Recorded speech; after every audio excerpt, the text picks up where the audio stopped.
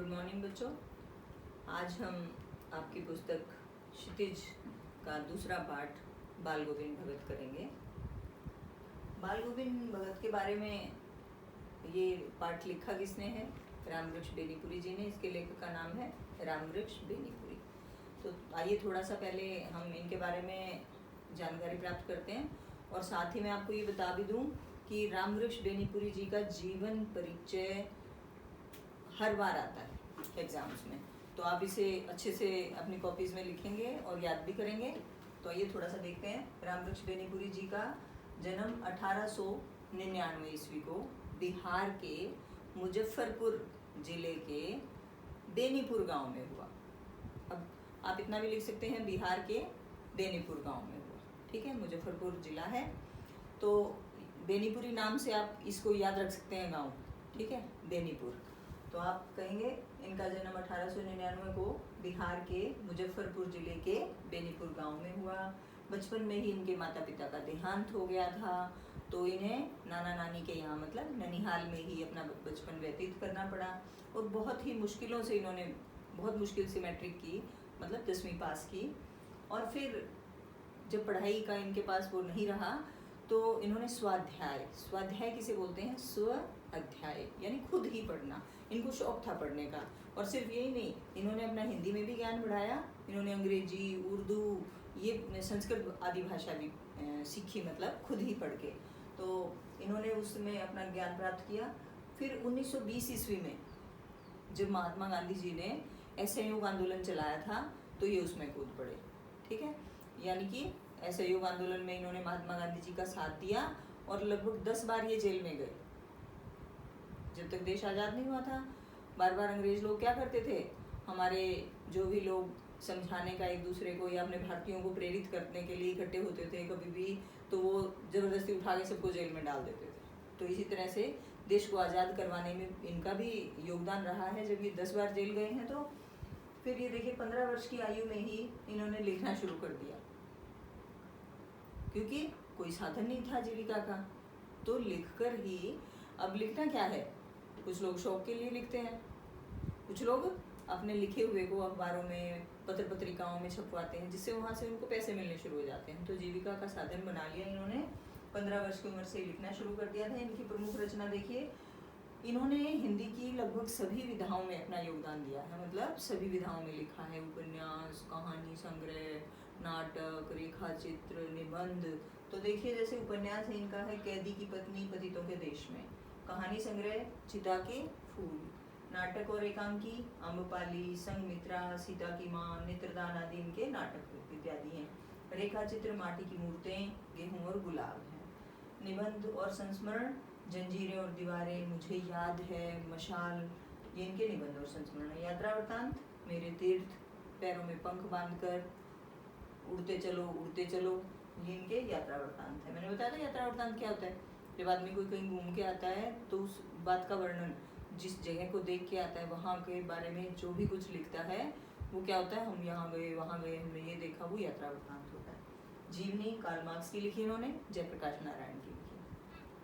अगर इनकी बात की जाए साहित्यिक विशेषताओं की, तो इन्होंने देखिए स्वाधीनता, क्योंकि उस समय ऐसा चल रहा था ना, स्वाधीन होने की कोशिश चल रही थी, तो स्वाधीनता की चेतना, मनुष्यता की चिंता, इतिहास की युगानुरूप व्याख्या की, मतलब जैसा उस समय का था उसी के अनुसार उसकी व्याख्या की। जीवन से संबंधित ज्वलंत समस्याएं, जो उस समय समस्या चल रही थी, उन समस्याओं के बारे में और उसके हल के बारे में भी इन्होंने लिखा है।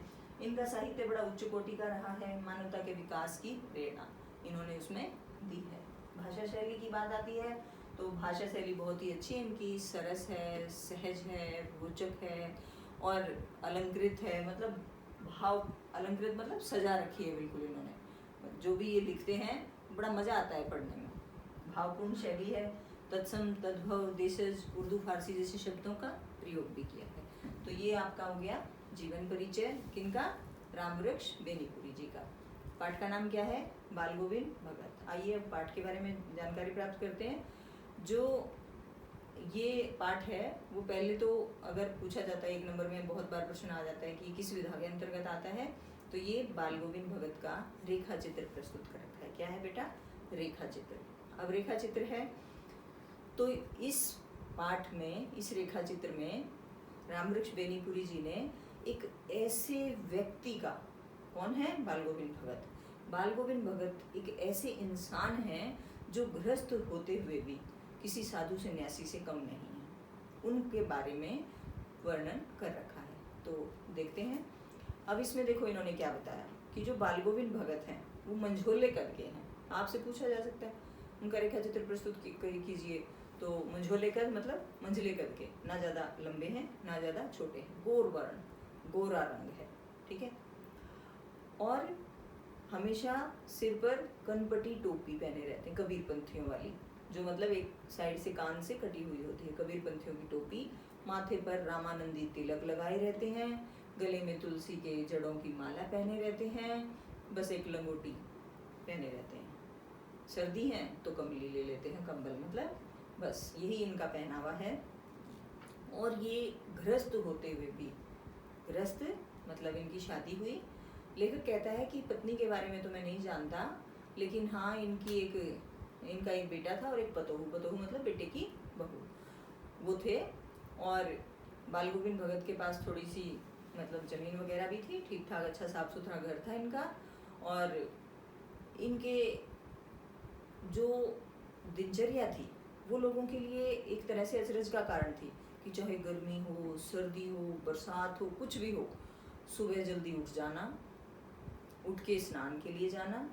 2 मील दूर पर इनके घर से एक नदी थी, वहाँ ये रोज स्नान के लिए जाते, वहीं नहाते, वहाँ से आते समय एक पोखर के पास मतलब तालाब के पास बैठ जाते, वहाँ पे अपनी खंजड़ी बजाते। क्या बजाते थे ये? खंजड़ी बजाते थे।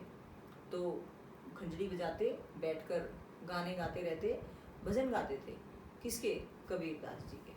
कबीरदास जी को ये साहब मानते थे, साहब मतलब परमात्मा। तो कहते कि वहाँ पे एक मठ था, मतलब कबीर जी का एक तरह से मठ बना रखा था। तो ये वहाँ जब भी जैसे खेतीबाड़ी करते थे ये, तो खेती में जितना भी अनाज होता ये उसे लेकर सीधे वहाँ चले जाते कबीरदास जी के मठ पे। और वहाँ जो लोग होते जितना उनको ज़रूरत होता रख लेते, बेशक इनकी फसल ज़्यादा हुई हो, लेकिन वो अगर उसे थोड़ा दे देते थे तो ये पूरे साल फिर उसी में गुजारा करते थे। ये क्या मानते थे कि सब कुछ क्या है? साहब का है।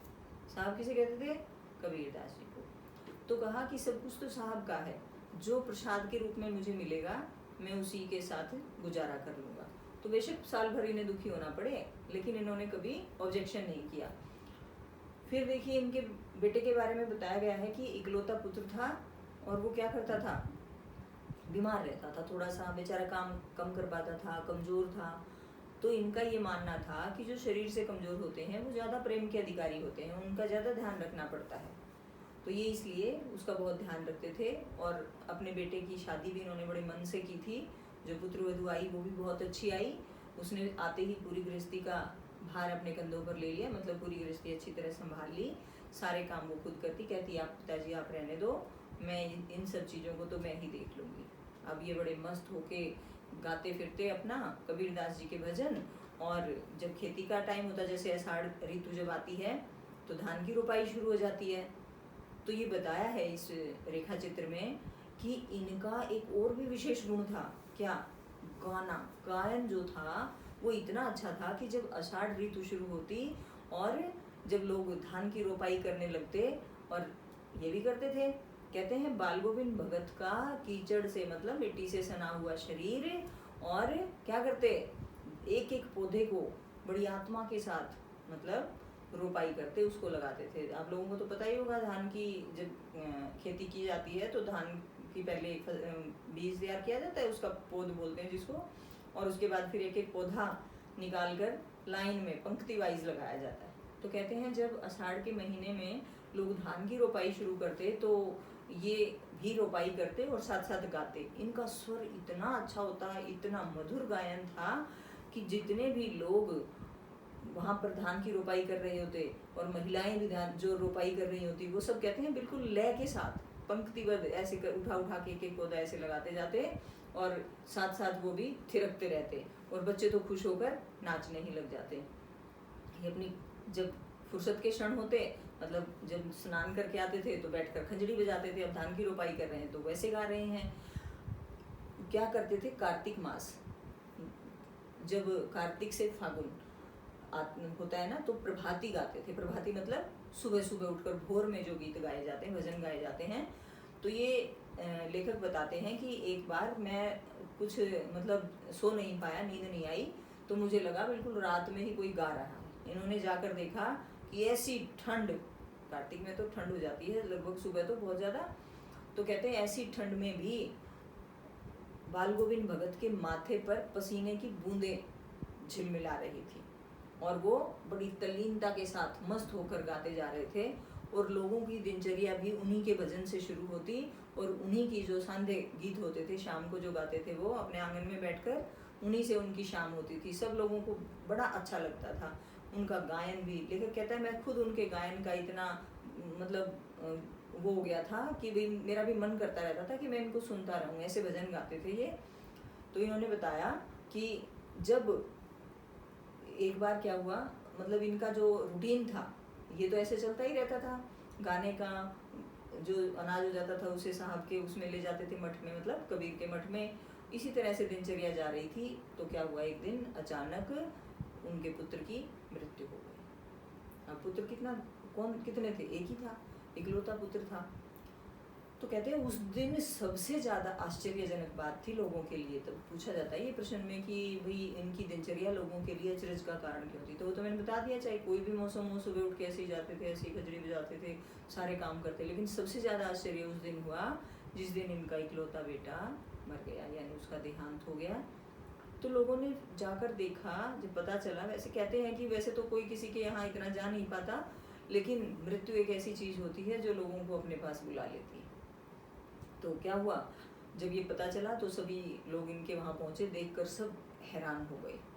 क्या किया इन्होंने अपने पुत्र के शव को आंगन में उस पर लिटा दिया, ऊपर से चद्दर, सफ़ेद चद्दर ढक दी, एक दिया इनके उसके सिराने लगा दिया, दीपक जला के उनके अपने बेटे के शव के ऊपर सफ़ेद चद्दर के ऊपर कुछ फूल और कुछ तुलसी के पत्ते डाल दिए।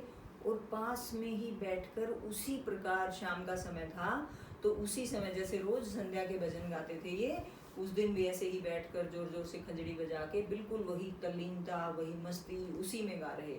और पुत्र वधू रो रही तो उसे भी यही कह रहे कि अरे रोती क्यों है पगली, परमात्मा और आत्मा का तो आज मिलन हो गया, ये तो उत्सव मनाने का समय है, रोने का समय नहीं है। क्यों, कबीरदास जी के नियमों पे चल के, जैसे कबीरदास जी आत्मा और परमात्मा में प्रेमी प्रेमिका का रिश्ता मानते हैं, आत्मा को प्रेमिका मानते हैं और भगवान को प्रेमी मानते हैं। तो इसी तरह से बाल गोविंद भगत भी कहते हैं कि अरे ये रोने का समय नहीं है, ये तो उत्सव मनाने का समय है। आज तो आत्मा जाकर अपने प्रियतमा मतलब प्रियतम से मिल गई है, प्रेमी से मिल चुकी है, तो ये तो उत्सव मनाने का समय है, रो मत, ये तो खुश होने का समय है। अब देखिए है ना आश्चर्य की बात, कोई जिसका इकलौता बेटा, जवान बेटा मर जाए तो वो क्या ऐसे गाएगा बजाएगा। लेकिन यही मेन कारण था कि लोग आश्चर्यचकित हो जाते थे इनको देख कर कि इनकी दिनचर्या जैसी है उसमें कोई भी मतलब दखल नहीं दे सकता, चाहे वो मौत हो चाहे कुछ भी हो। तो उसके मरने के बाद अब इन्हें लगा कि पतो भाई उम्र थोड़ी थी, कोई बच्चा भी नहीं हुआ था। तो जब वो श्राद्ध की अवधि, जैसे मतलब कहते हैं कि 13वीं के बाद उन्होंने बहू के भाई को बुलाया और क्या कहा कि आप इसे ले जाइए और इसकी दोबारा शादी कर दीजिए। अब बहू बहुत रोती है, नहीं पिताजी मैं नहीं जाऊंगी, मेरे जाने के बाद आपको कौन संभालेगा, कोई दवाई देने वाला भी नहीं अगर बीमार पड़ गए तो, और खाना वाना भी कौन खिलाएगा। वो संस्कार वाली बच्ची थी, वो नहीं जाना चाहती। वो कहती है कि मैं आपके पास रहूँगी, आपकी सेवा कर लूँगी, मेरा भी तो घर यही है। अब जब वो नहीं मानी तो इन्होंने क्या लास्ट में क्या बात कह दी, इन्होंने कहा कि या तो तू चली जा, नहीं तो मैं घर छोड़ के चला जाऊंगा। अब वो बेचारी क्या करती, वो अपने भाई के साथ चली गई। तो आपसे ये प्रश्न पूछा जाएगा कि बाल गोविंद भगत की पुत्र वधू अकेला उन्हें छोड़कर क्यों नहीं जाना चाहती थी, तो आप बता देंगे कि वो अकेले थे, उनके पुत्र के बाद उनके पास और कोई भी नहीं था, और कौन उनकी सेवा करेगा, कौन उनके लिए खाना बनाएगा, अगर बीमार पड़ गए तो दवाई कौन देगा, और वो बहुत अच्छी थी इसीलिए वो नहीं जाना चाहती थी। अब ये बताया है इसमें। और फिर कहते हैं कि उसके बाद भी अब ये अकेले हो गए, और एक इनका और नियम था, हर साल ये गंगा नदी पर स्नान के लिए जाते थे। स्नान करने का बहुत ज़्यादा ये नहीं था कि वहीं पर स्नान होता है या गंगा को ही वो पवित्र मानते थे, लेकिन ये बात थी कि वहाँ पर संत समागम मतलब बड़े बड़े संत साधु सन्यासी आते थे और ये उनसे मिलना बहुत पसंद करते थे। तो ये हर साल 30 कोस दूर थी। ये पूछ सकते हैं आपसे प्रश्न में, 1 नंबर के प्रश्न में जरूर पूछते हैं कि गंगा बाल गोविंद भगत के घर से कितनी दूर थी गांव से, तो 30 कोस थी। तो वहाँ पर ये पैदल जाते, पैदल ही आते। और एक और आश्चर्यजनक बात थी कि ये कभी भी रास्ते में किसी से भी कुछ भी लेकर नहीं खाते थे, मतलब घर से ही खाना खा के चलते थे और आकर घर पर ही खाते थे। इसके क्या कारण थे? इनकी इस बात के भी 2 कारण थे कि एक तो ये गृहस्थ थे तो ये मतलब साधु सन्यासियों की तरह मांग नहीं सकते, क्योंकि साधु सन्यासी तो भिक्षा मांग के खा लेते हैं, तो इसलिए नहीं खाते थे।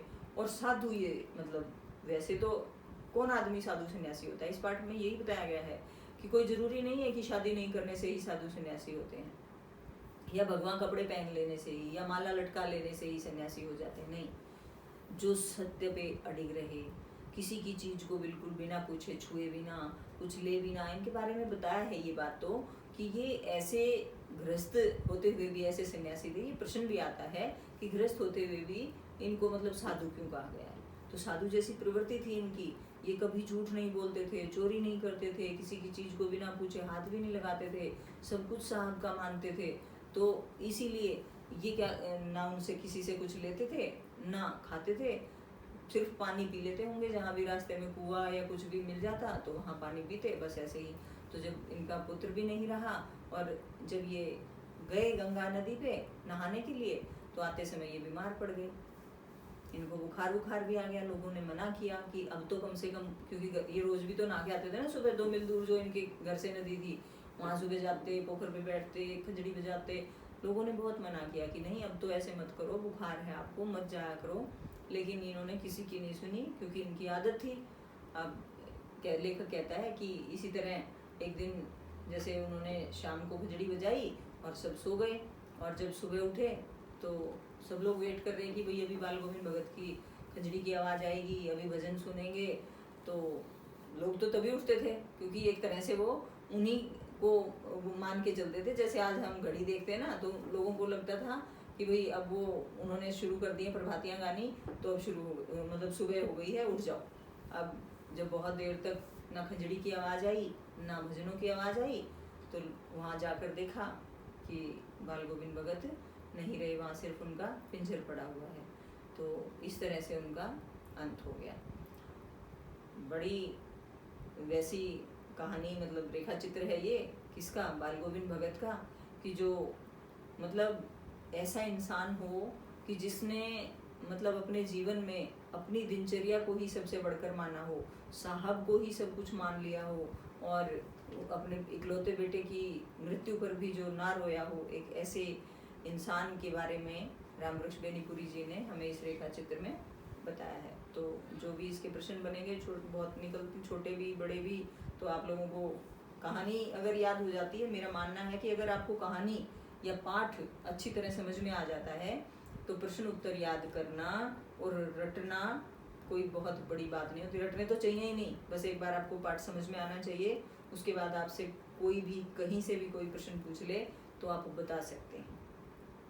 इस पाठ में एक और बात जिक्र आया है कि भादों की अंधेर रतियाँ, मतलब भादव महीना होता है जो, उसमें आधी रात को भी ये बैठकर मतलब पिया मिलन किसको मानते हैं, ये कबीरदास जी, मतलब ये साहब उन्हें मानते हैं और उनके अनुसार परमात्मा से मिलने के लिए ये रातों में ऐसे गाते हैं कि उठ जाग मुसाफिर घोर गई रैन कहाँ सोवत है। मतलब ऐसे ऐसे इनके मतलब मिलन के, प्रभु से मिलने के भी भजन जब भादो महीना होता है उसकी आधी रात में भी लेकर कहता है कि ये बैठ के गाते रहते थे। तो मतलब गायन के बारे में बताया है, इनकी दिनचर्या के बारे में बताया है, इनके व्यक्तित्व के बारे में बताया है कि ये कैसे थे। तो ये सारी बातें आपसे प्रश्नों में पूछी जाएंगी, वही इनका रेखा चित्र प्रस्तुत करो, चरित्र चित्रण प्रस्तुत करो। तो वो सब बातें अब आप मैं आशा करती हूँ कि अब आप लोग बहुत अच्छी तरह से इसको कर पाओगे।